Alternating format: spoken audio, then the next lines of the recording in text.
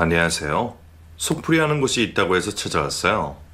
이런 유튜브가 있는지 모르고 있었는데 친구 소개로 알게 됐거든요. 실화 사연들 보니까 나만 속 터지는 게 아닌 것 같아 위로가 되기도 하고 세상에 이상한 사람이 이렇게나 많은가 싶어 놀랍기도 해요.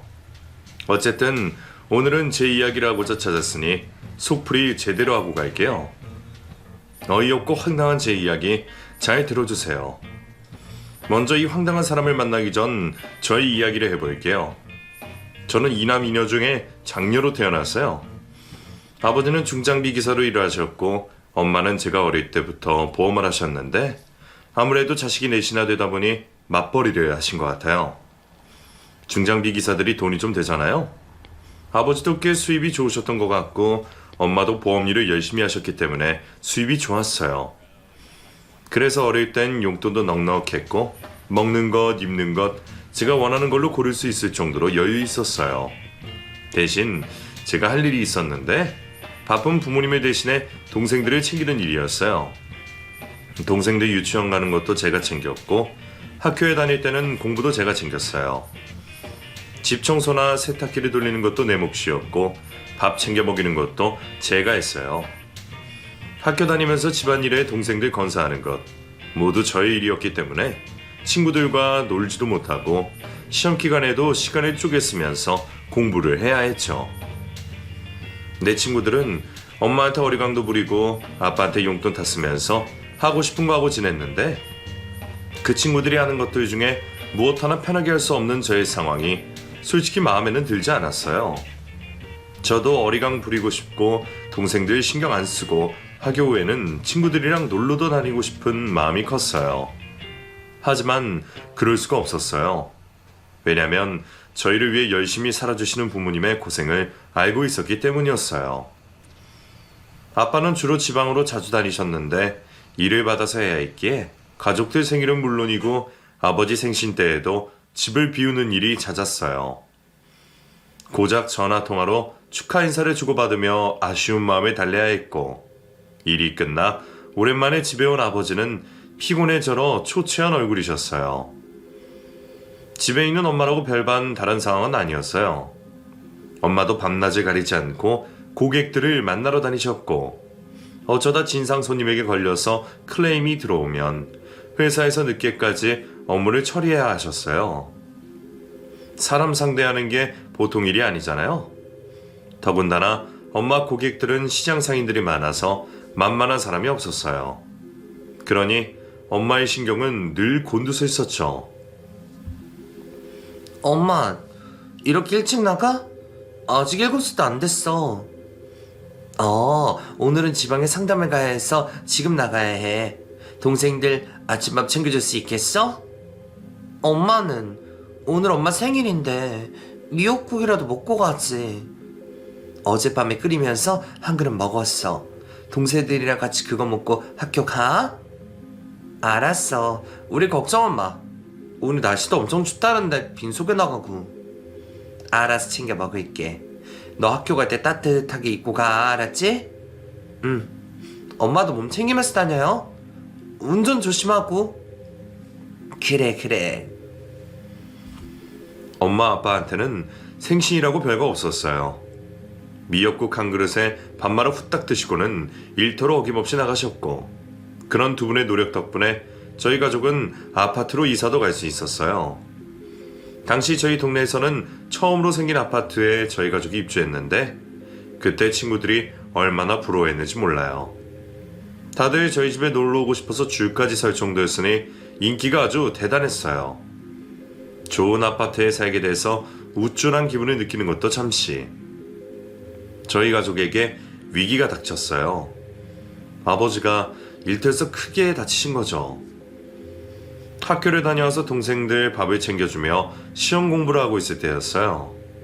엄마에게서 다급한 전화가 한 통 왔고 아버지가 병원에 실려가셨다는 말 한마디였어요.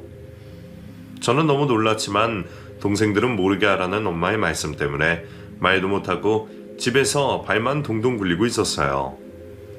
엄마가 수술 다 되면 연락을 주겠다고 하셨기에 깊은 밤이 됐지만 잠들 수가 없었죠. 다음날 치르는 중간고사 시험 과목은 머리에 생각나지도 않은 채 베란다 밖으로 보이는 주차장만 하염없이 쳐다보고 있었어요. 그 밤 엄마는 새벽이 되어서야 전화를 주셨고 아주 피곤한 목소리셨어요. 저 또한 잠들지 못하고 그 시간까지 눈을 뜨고 있었고요. 현정아, 어쩌면 좋니? 네 아빠 다리 하나가 없어.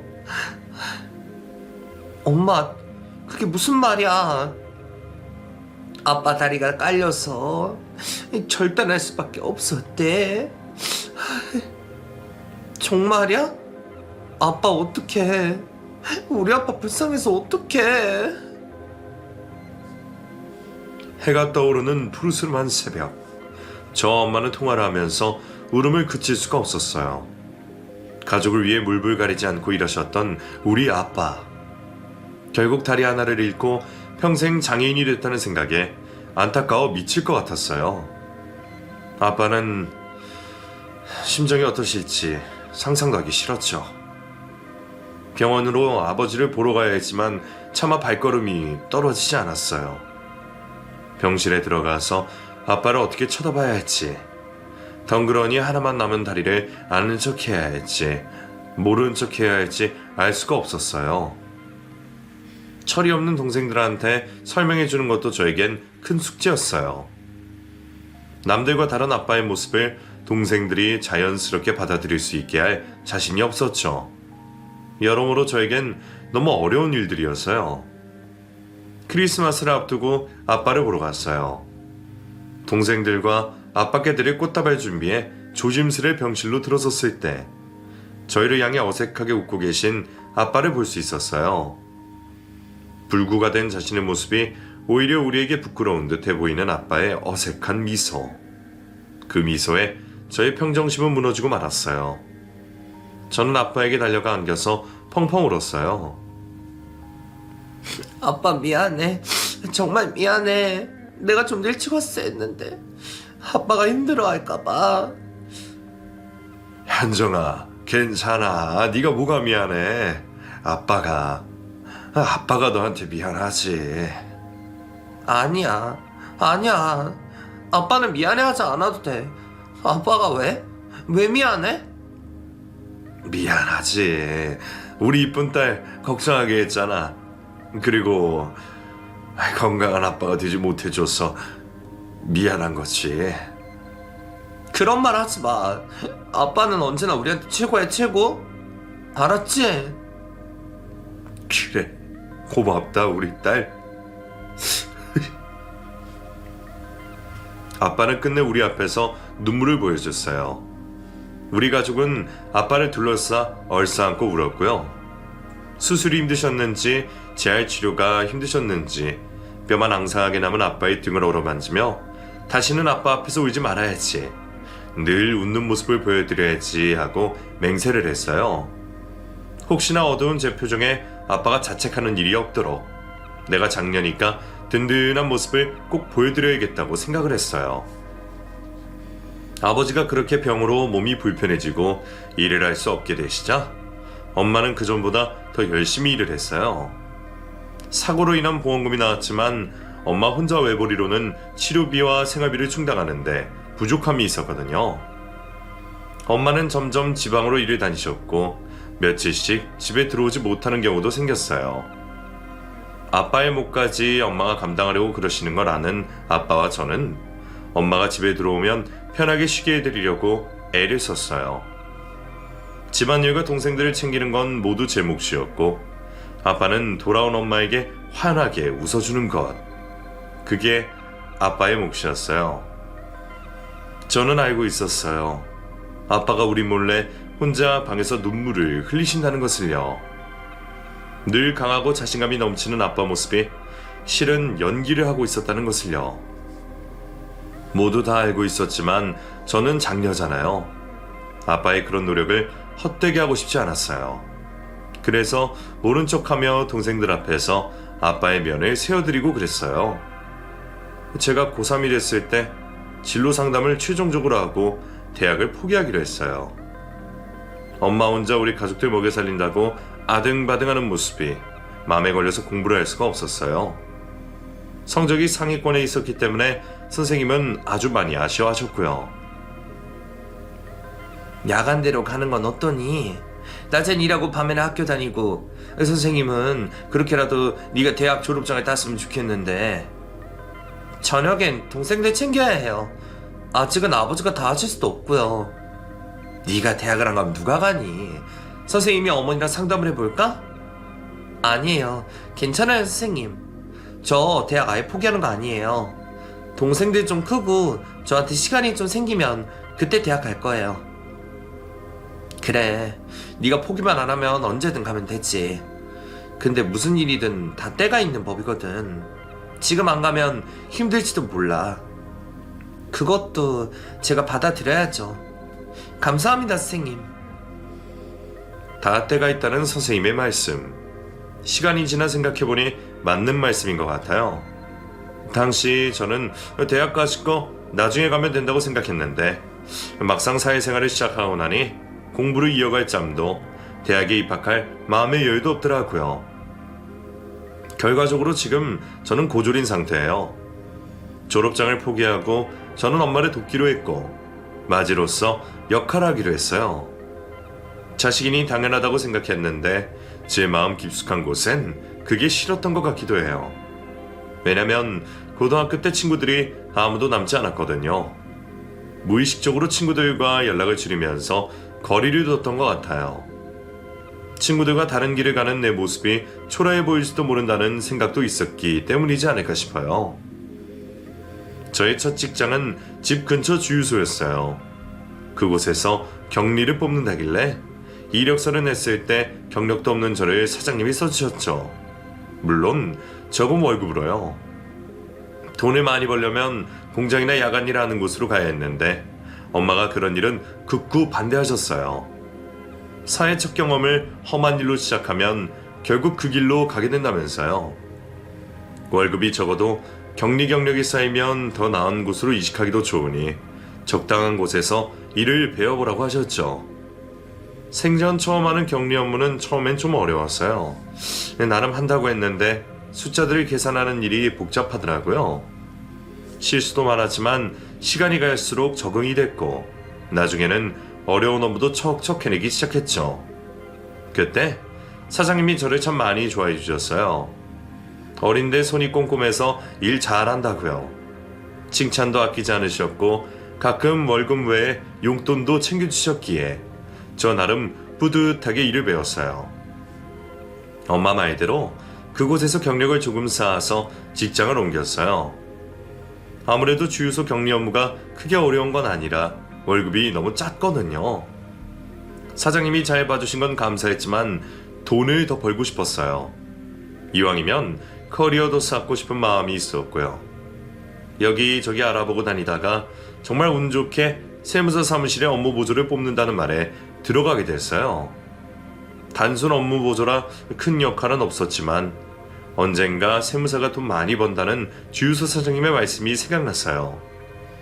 거기서 일하면서 세무사 공부도 하고 일도 배워보고 하면 좋은 것 같은 생각에 들어가게 됐어요. 동네 주유소에서 일하는 거랑은 완전히 다른 세상이었어요. 사무실 안의 사람들은 모두 다 정신없이 움직이고 전화를 걸고 서류를 검토하고 있었고요. 전문적인 분위기가 물씬 풍기니까 왠지 나도 잘하고 싶다는 의욕이 마구마구 샘솟았어요. 그래서 하루빨리 적응하려고 애써서 일을 했고 몇 개월이 지나자 실수 없이 업무를 처리하게 되었어요. 그때부턴 낮엔 일을 하고 밤에는 세무사 공부를 시작했어요. 선생님이 야간대라도 가라고 하셨는데 결국엔 그러질 못하고 세무사 공부를 한 거죠. 당시에는 그게 더 나은 선택이라고 생각했고 결과적으로도 그게 맞았어요. 몇 년 뒤엔 세무사가 되었고 수입도 원래 받던 거에 3배가 껑충 뛰었으니까요.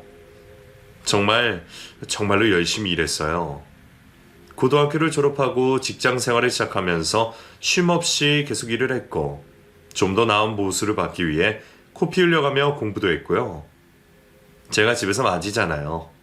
동생들에게 본보기가 되어야 한다는 생각이 일부 있긴 했지만 그것보다는 책임감이요. 책임감 때문에 더 이 악물고 했던 것 같아요. 불구가 되신 아버지의 빈자리를 엄마와 제가 채워 넣어야 한다는 책임감 때문에 그렇게 치열하게 살았어요. 덕분인지 세 명의 동생들은 지금 자리를 잘 잡아 각자의 삶을 살고 있어요. 동생 둘은 공부머리가 있어서 박사학위를 위해 계속 매진 중이고, 나머지 하나는 운동 쪽으로 가서 열심히 실력을 쌓고 있어요. 그리고 저도 수입료가 점점 올라가면서 몸값이 높은 세무사가 되었고요. 동생들 3명의 공부 뒷바라지를 제가 다 했어요. 물론 엄마도 보태주셨지만 대부분 집 대출금과 아버지 재활치료비, 생활비를 감당하셨고 제가 학비를 담당했어요. 엄마랑 둘이서 그렇게 살다 보니 어느새 제 나이는 30이 훌쩍 넘어 있었고, 결혼 생각도 없는 저를 엄마는 걱정이 많으셨어요. 만나는 사람은 없니? 젊은 애가 연애 한번 제대로 안 하고 무슨 재미로 살아? 남자 안 만나도 좋아. 적금 통장에 돈 들어가는 거 보면 그게 제일 재밌어. 아이고, 평생 혼자 살 거야? 너는 뭐 맨날 젊을 줄 알아?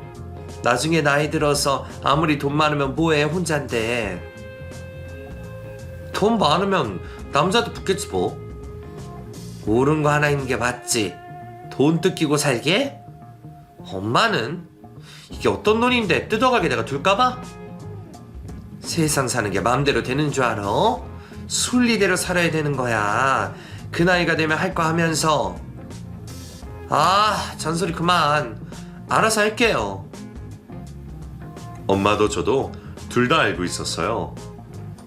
우리가 왜 남들처럼 하지 못하고 사는지 너무나 잘 알고 있지만 마치 그런 일이 없다는 듯이 보통의 딸과 엄마처럼 대화를 했어요. 마치 우리가 짊어진 짐들이 별거 아닌 것처럼요. 너무 깊이 생각하면 슬프잖아요. 그래서 별거 아닌 것처럼 말하는 게 엄마랑 저의 말버릇 같은 거였어요. 우리가 딱딱하게 살아온 건 맞지만 그래도 위기에 안 무너지고 버틸 수 있었던 게 참 감사한 일이죠. 시집가라는 엄마의 잔소리가 듣기 싫었던 건지 저에게도 마음에 쏙 드는 남자가 생겼어요. 사무실 근처에 회식으로 자주 갔던 삼겹살집이 있었는데 거기 사장님이 얼추 저랑 비슷한 나이였어요. 식당이 제법 크고 장사가 잘 되는 집이었는데 젊은 나이에 대박을 쳐서 대단하다는 생각을 하고 있었죠. 근데 사무실 남자 직원이랑 그 사장님이 친구였더라고요. 덕분에 서비스도 많이 받고 손님이 적을 때는 합석해서 같이 술도 한잔하고 그랬던 사람이었어요. 제 친구가 세무사님한테 관심이 많아서 연결시켜달라고 하던데 식사 자리 한번 만들어 볼까요? 네? 저요? 네, 세무사님 처음 봤을 때부터 눈을 못 떼던데요. 그 친구가 장사의 혈안이 돼서 여자도 안 만나고 관심도 없었거든요. 그런 친구가 세무사님한테 반응을 하니까 저는 깜짝 놀랐죠. 그래요? 저에게 관심이 있다는 말에 조금 얼떨떨했어요. 저도 식당에 갈 때마다 눈이 자주 마주쳐서 의식을 하고 있었거든요. 사람이 성실한 것 같고 생긴 것도 그 정도면 괜찮은 것 같고, 마음이 아예 없진 않았지만 사무실 직원 친구라서 선뜻 만나보겠다는 말을 하긴 어려웠어요. 그래서 적당히 거절을 했는데 그 사람이 저에게 직접 연락이 왔어요. 이렇게 무턱대고 연락드려서 죄송합니다. 그런데 제가 좀 급해서요. 저랑 3번만 같이 식사해 주시면 안 되겠습니까? 그게 좀... 부담스러운 거 압니다. 3번만 만나주시면 그 뒤로는 절대로 연락 안 드리겠습니다. 그래요, 그럼. 정말요? 감사합니다. 저도 마음이 아예 없던 건 아니라 저돌적인 그 사람의 행동이 불쾌하진 않았어요. 한 번쯤 식사를 해봐도 되겠다는 생각도 있었고요. 그래서 그 사람과 3번의 데이트를 하게 됐고 결국 저희는 연인이 되었어요. 장사하는 사람이라 투박하고 거칠 줄 알았는데 의외로 섬세하고 배려심도 좋더라고요. 무엇보다 저를 너무 좋아해주는 모습에 연애 한번 못해본 제 가슴을 떨리게 했어요. 그래서 홀딱 넘어가 버렸죠. 서로 업무상 바쁜 사람들이라 시간을 쪼개서 만났어요. 일이 늦게 끝날 땐 집에 가기 전에 잠깐 30분 정도 보고 서로 쉬는 날에 맞추기 어려워서 장거리 여행은 꿈도 못 꾸고요. 서너 시간 데이트하는 날이 제일 오래 만나는 거니 얼마나 감질났겠어요. 시간적으로 여유롭지가 않으니 그게 서로를 더 안달나게 했던 것 같아요. 그래서 우리는 결혼하기로 결심을 했고 이듬해 결혼식을 올리게 되었죠. 결혼식 날 아버지 손을 잡고 신부 입장을 하던 게 기억이 나요. 의족을 해서 절은발이 걸음을 하는 아버지와 입장 시작부터 저는 눈물이 터져버렸어요. 결혼식 날 신부가 눈물바람이니 회장이 어떻게 됐겠어요?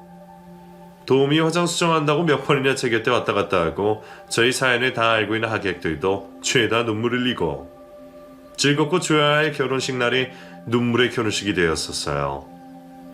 그때 아버지가 남편에게 제 손을 건넬 때 해주신 말씀이 아직도 생각나요. 두 사람 평생 해로해야 한다. 그러니 서로 아껴주고 흠이 있다면 덮어주고 서로 사랑해줘야 해. 알겠지? 네, 알겠습니다, 장인어른. 그래, 대답이 시원해서 좋다. 현정아, 어서 가거라. 고마워요, 아빠. 그날 결혼식장에서 아빠가 저희에게 해주신 말씀은 제 머릿속에 선명하게 박혀버렸어요. 그래서 결혼 이후에 나에게 제일 중요한 건 가족이고 화목한 가정을 만들겠다고 다짐을 했어요. 그런데 엄마 말대로 세상 일 참 제 맘대로 안 되더군요. 아픈 사람이 가족 중에 있다는 건 나면 다른 가족들에게 너무나 큰 재앙 같은 일이거든요. 친정아버지가 불구가 되신 경험이 있는 저에게 또 재앙이 닥쳤어요. 다름 아닌 제 아들이 급성 백혈병에 걸리게 됐어요. 결혼 직후 임신을 하고 아이를 출산하면서 일을 그만뒀어요. 대학 졸업 이후 처음으로 쉬어보는 거였고 사랑하는 내 아이를 케어하고 남편을 내조하는 일이 너무나 행복하고 좋았어요. 결혼 후 경기가 안 좋아지면서 남편의 식당이 어려워 수입이 줄었지만 아껴 쓰면 되는 일이고 제가 모아둔 적금도 있었기에 힘들지가 않았어요. 그런데 아이가 7살이 됐을 때 급성 백혈병에 걸린 건 알게 됐어요. 툭 하면 코피가 나고 몸에 알 수 없는 멍자국이 보이면서 예감이 좋지 않았는데 결국엔 그 병이더라고요. 처음 아이의 병을 알았을 때 얼마나 울었는지 모릅니다. 정말 내 목숨보다 더 소중한 자식인데 그 자식이 죽을 병에 걸렸으니 억장이 무너지는 것 같았어요. 하지만 희망은 있었어요. 소아암 중에서는 발병 확률이 높아 치료 시스템이 잘 되어 있었고 아이만 잘 버텨준다면 완치가 될 확률도 높았고요. 그때부터 저는 아이에게 매달리기 시작했어요. 어떻게든 살려야 했고 내 아이가 잘 커서 어른이 되어 자기의 삶을 사는 것을 보고 싶었어요. 저와 아이는 병원에서 생활하게 됐어요. 그러면서 남편을 챙겨주지 못하게 되었죠. 그땐 내 주위에 아무것도 눈에 보이지 않았어요. 오로지 내 아이, 내 아들이 낳는 것만 생각하며 하루하루 버티고 있었던 거죠. 그런데 제가 그러는 동안 남편에게 문제가 생겼어요. 뭐? 식당이 어떻게 됐다고? 마치 블로거가 나한테 앙심을 품고 소문을 이상하게 냈어. 손님이 떨어져도 언젠가 되겠지 생각하고 버텼는데 접는 게 맞는 것 같아. 왜 이제 나한테 얘기하는 거야? 진작 얘기했어야지. 빚을 2억이나 만들어 놓고 말해? 나도 좋아질 줄 알고 버틴다고 그런 거야. 너는 맨날 병원에만 있는데 내가 어떻게 말을 해? 그래도 이건 아니잖아. 지금 다 엎어버리면 우리 아들 병원비는 어쩔 거야? 집 팔면 돼. 집 팔자. 여보. 식당 폐업 소식에 빚 2억. 살던 집까지 팔자는 소리에 저는 숨이 턱 막혔어요. 바닥도 모자라 지하까지 파고 들어가는 기분이었죠.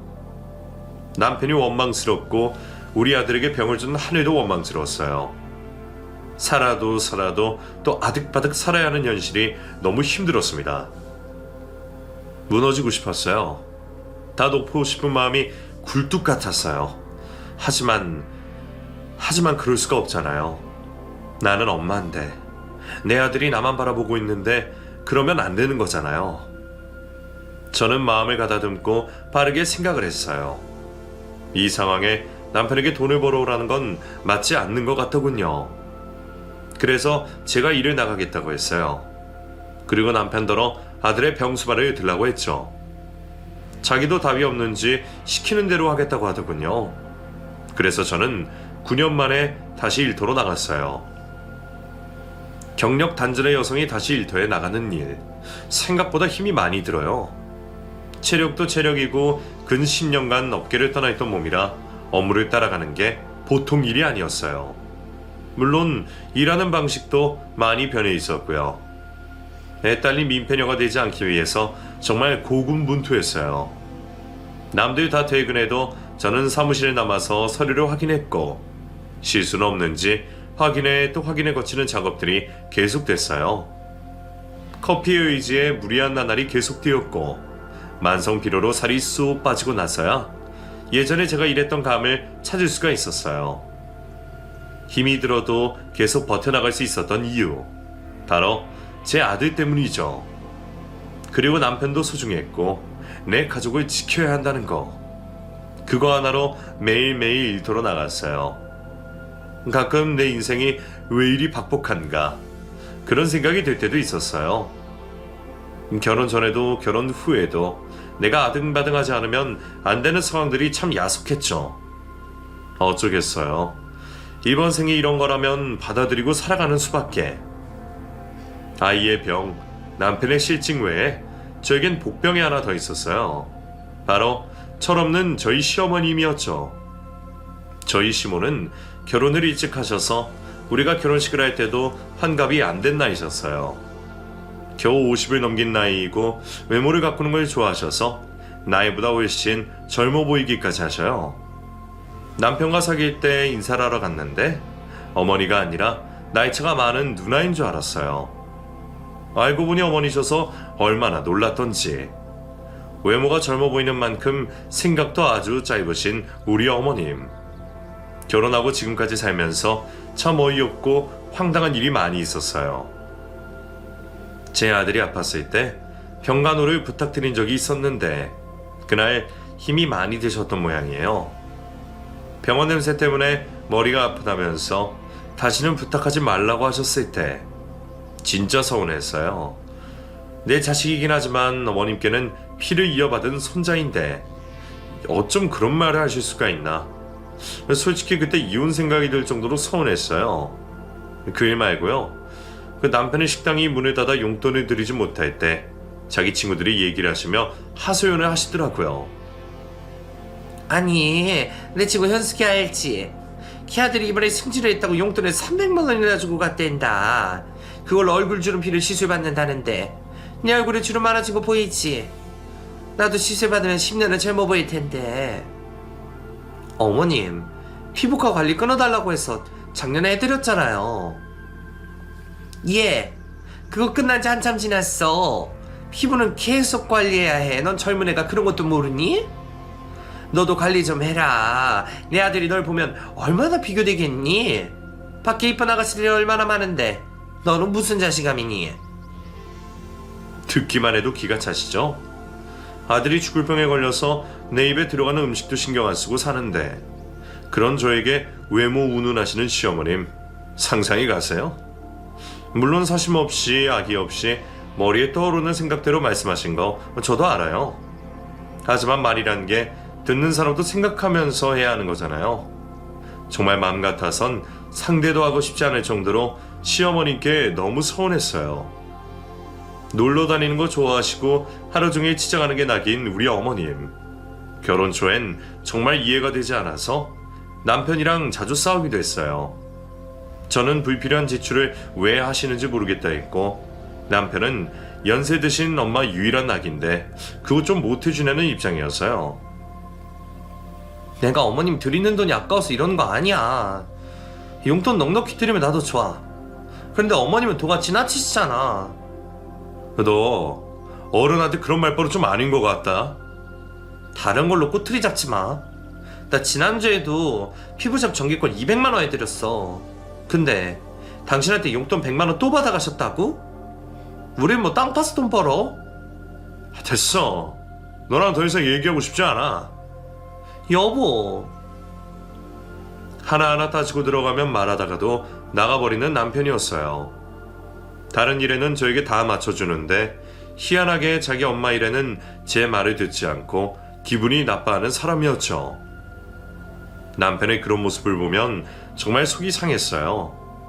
하지만 어쩌겠어요. 내 남편인데 제가 안고 가야 하는 사람인걸요.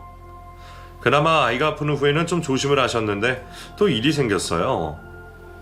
남편이 단기로 일을 한 건 하게 됐는데 보름 정도 아이를 봐줄 사람이 필요했어요. 간병인을 따로 구하면 됐지만 저희는 어머님께 부탁을 드려봤죠. 보통 일하는데 페이가 셌기에 남편도 일을 하고 싶다고 했어요.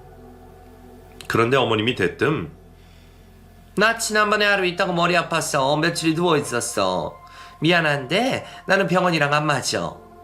그리고 그때 나 친구들이랑 동남아 여행 가는데 몰랐니? 동남아요? 그래. 아들이 보내준 건데 너 못 들었어? 그이가요? 친구들이랑 여행 보내달라고 남편을 들들 볶으신 모양이었어요. 하지만 무슨 돈으로? 남편 수중에 여윳돈이 없는 걸로 아는데 무슨 돈으로 여행을 보내드렸는지 의문이었어요. 알아봤더니 친구들 갯돈을 땡겨서 어머니께 드렸더군요. 그것도 어이가 없었지만 손자가 큰 병에 걸려서 병원에 누워있는데 그러고 싶으실까? 정말 이해가 되지 않았어요. 어머님은 손자가 병원에 입원해 있는데 아무렇지 않으세요? 뭐? 애미 너 그게 무슨 말이니? 그렇잖아요. 어머니 보면 제 아들이랑 전혀 상관없는 사람처럼 행동하세요. 너 시애미한테 그게 할 소리니? 어머 얘 봐라. 쥐가 돈 좀 번다고 지금 나 콸시하는 거야? 제 말 곡해해서 듣지 마세요. 길 가는 사람 붙들고 물어보세요. 지금 어머니 행동이 정상이신지. 뭐 정상? 너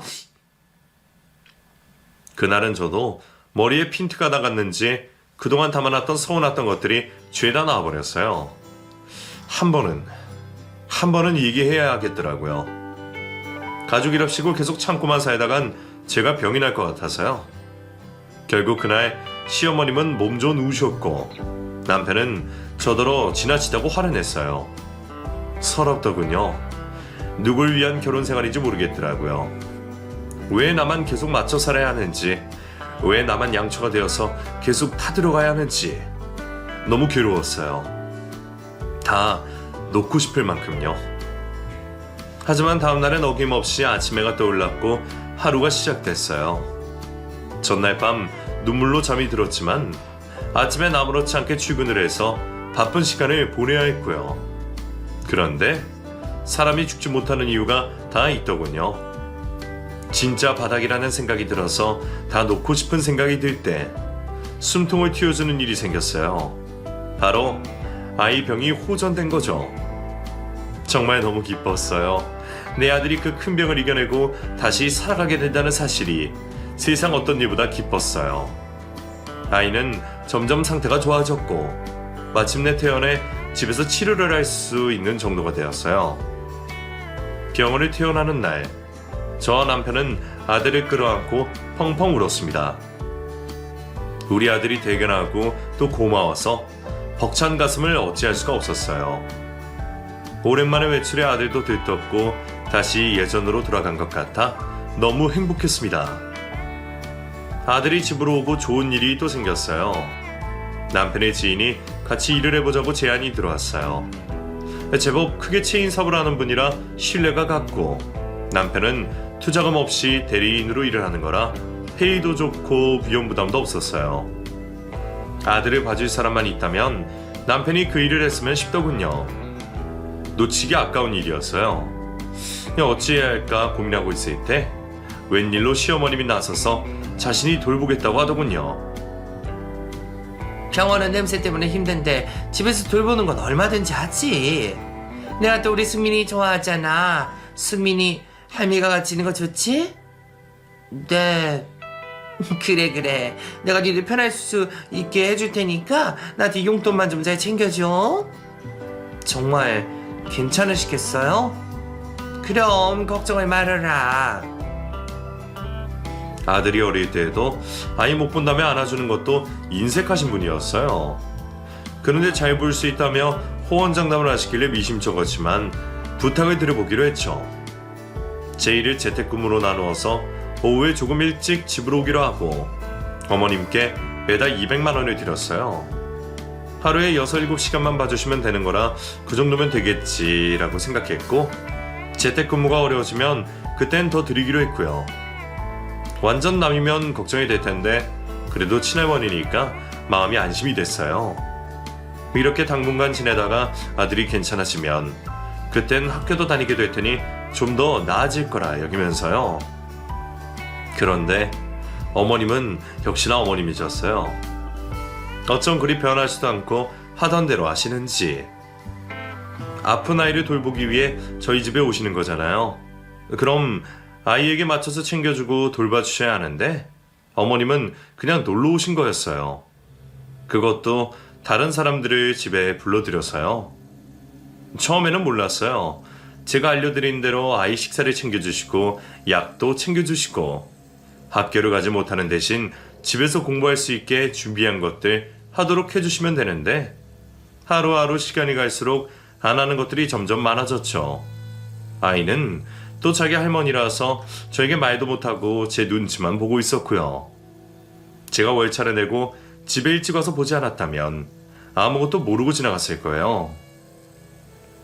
어머님, 이분들 누구세요? 일찍 집에 오게 된 날 현관 앞에 신발이 많았어요.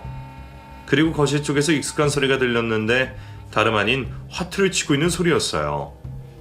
아이가 병 때문에 면역이 떨어져 있어서 낯선 사람들이 집에 오는 걸 꺼리는데 어머니 친구분들이 여럿이 오셔서 화투를 치고 계시는 겁니다. 곁에는 맥주까지 있고요. 어머님, 이러시면 어떡해요? 아니, 너 오늘 왜 이렇게 일찍 왔냐? 아니, 내가 못 나가니까 친구들이 와서 같이 논 거지. 친구분들 죄송한데 이만 가주세요. 죄송해요.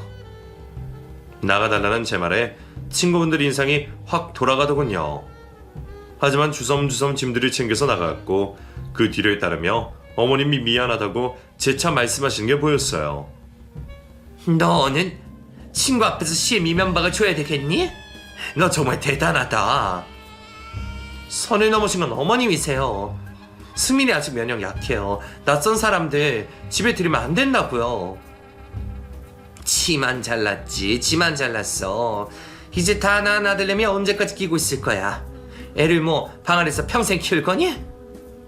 그런 말이 아니잖아요, 어머님. 너만 아들 있니? 나도 아들이 있어. 오늘 일 내 아들한테 다 말할 테니까 그렇게 알고 있어. 어? 화를 낼 사람은 저인데 오히려 어머님이 역정을 내시고는 가버리셨어요. 다 가버린 거실에 빈 술병과 안주거리들을 치우며 속상해서 울어버렸어요. 아들이 볼까봐 숨죽여 우는데 정말 마음이 힘들었어요. 그래서 그날 집에 온 남편에게 퍼부어버렸어요. 누가 이상한 거냐고 물어보면서 퍼부었지만 남편은 묵묵부답. 어느 순간부터 어머님과의 갈등에 끼어들지 않는 남편이었고 저는 서운함만 계속 쌓여갔어요. 어머님께 아들을 부탁드리는 건 더 이상 무리라는 판단하에 친정집 막내 동생에게 부탁을 하게 됐어요. 마침 학교 휴학을 한 상태라 시간이 됐고 아들도 막내 이모를 좋아해서 같이 있는 걸 더 기뻐하더군요. 고비가 생길 때마다 그래도 대책이 따라 생겨서 참 다행이다 싶었어요. 어머님께는 안 오셔도 된다고 말씀드렸는데 용돈이 깎일까봐 걱정이 되신 것 같았어요. 내가 너네 집 반찬해 줄 테니까 200만 원 주던 건 계속 타오. 나도 들어오던 돈이 아쉽지 않겠니? 아들에게 저랑 있었던 일은 다 일러주셨으면서도 돈은 또 탐을 내신 어머님이셨어요. 저는 더 실랭이라 하고 싶지 않아서 그렇게 해드렸고 어머님표 반찬이 집으로 오기 시작했어요. 사실 저희 어머님은 반찬 솜씨가 정말 없으세요. 시아버님도 어머님 음식이 입에 안 맞아 직접 해드실 정도거든요. 그런 걸 알기에 애초에 기대는 안 했는데 막상 갖다 놓으신 반찬을 보니 심각했어요. 맛도 맛이지만 재료들이 신선하지 않아서 쓴맛도 나고 절대로 먹을 수 없는 그런 음식들이었어요. 받는 돈이 있으니 매번 집으로 반찬이 왔고 먹지 않아 버리는 음식이 태반이었어요. 이렇게 계속 두면 안 되겠다는 생각이 들었죠. 어머님, 용돈은 그대로 드릴 테니까 반찬은 더 안 해오셔도 돼요. 왜 그러니? 난 힘들어. 그래도 해주기로 한 거니 계속 해주마. 아니에요. 요즘 저나 그이나 집에서 밥 먹는 일이 별로 없어서 반찬이 자꾸 남아서 그래요. 이제 안 갖다 주셔도 돼요. 그러니? 돈만 받아도 되겠어? 네, 그러셔도 돼요. 그럼 기왕 말 나온 김에 용돈 조금만 더 올려주면 안 되겠니? 네? 해오시던 반찬도 안 해도 된다고 했는데 용돈을 더 달라고 하니 제가 말문이 막혔어요. 아니, 요즘 물가가 보통 오른 게 아니잖니. 뭐 반찬값이 빠지면 남긴 하겠지만 너 이번에 큰 건도 했다면서. 나 조금만 올려줘. 많이도 안 바래. 300만 원. 어머님. 아유, 깜짝이야. 얘 소리 지르고 그래. 떨어지겠네. 해도 너무 하신다 싶었어요. 제가 아무리 돈벌이가 월급쟁이보다 낫다 해도 하늘에서 그냥 떨어지는 돈이 아니잖아요. 먹는 것도 제때 못 먹고 잠도 줄여가면서 어떻게든 힘든 상황에 버티려고 하는 건데 어머님은 제 주머니에 돈만 빼가려고 하시는 것 같아서 정말 속이 많이 상했어요. 곁에 앉은 어머님은 계속 돈을 더 줄 수 있냐고 물어보시고 남편은 소파에 앉아 핸드폰만 보고 있고 나오는 건 한숨밖에 없더군요. 아이고 내 팔자야. 이런 말이 저절로 나올 지경이었어요. 두통이 밀려와 잠시 눈을 감고 있자니 남편이 갑자기 말을 했어요. 엄마, 나 이혼할래요. 저도 어머님도 남편의 깜짝 발언에 놀라 쳐다봤어요. 나 이 여자한테 미안해서 이제 놔줘야겠어요. 너 그게 무슨 말이냐? 내가 그동안 엄마 편 많이 들어줬는데 더 이상은 안 되겠어요. 이 여자는 나랑 안 사는 게 더 행복할 것 같아. 혜비야. 그동안 나한테 시집와서 정말 고생 많이 했어요. 내가 말은 안 했지만 다 알고 있어. 그래서 내 재산 이 여자한테 다 줄 거야.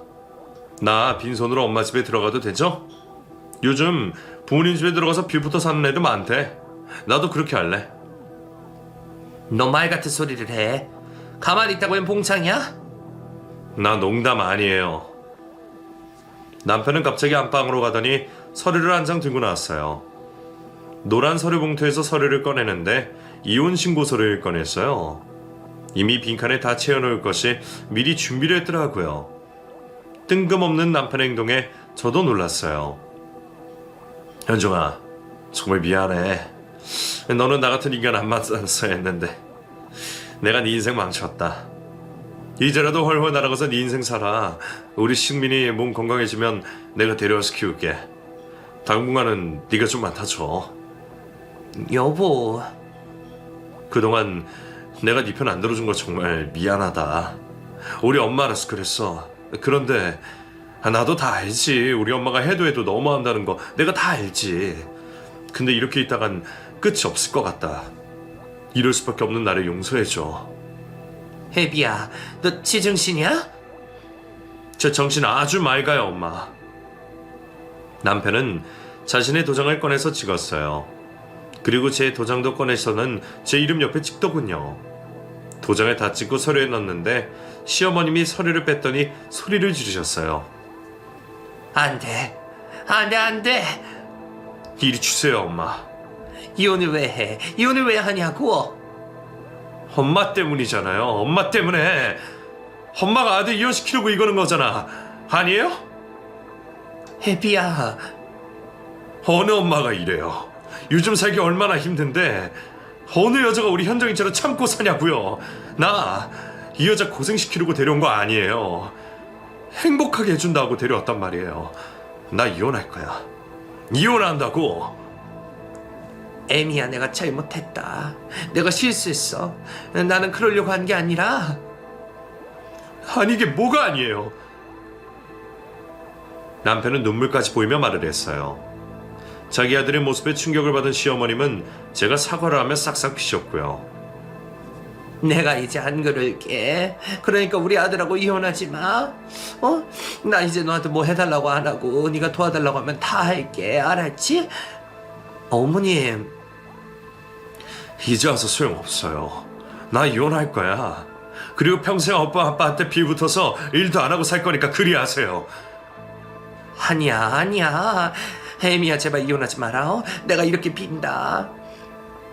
생전 처음 보는 아들의 모습은 어머님은 반성을 하셨어요. 그리고 사과하시며 다시는 저에게 돈 얘기 안 하신다며 약속하셨어요. 극적인 모습에 저는 당혹하기만 했습니다. 그날 일은 그렇게 해프닝으로 끝났어요. 어머님은 눈물을 훔치며 집으로 돌아가셨고 남편은 저에게 무릎을 꿇고 사과까지 했고요.